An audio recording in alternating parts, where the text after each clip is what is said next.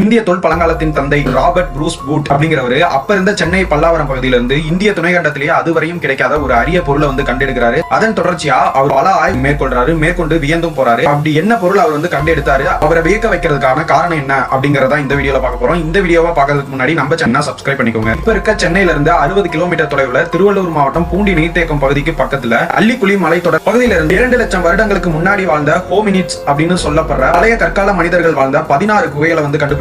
இந்த குகை பாறைகள் பாத்தீங்கன்னா மற்ற பாறைகளை போல இல்லாம கூழாங்கல்லால் ஆன படிம பாறைகளா இருக்கு. இந்தியாலேயே இது மாதிரி இடம் வேற எங்கேயுமே கிடையாது.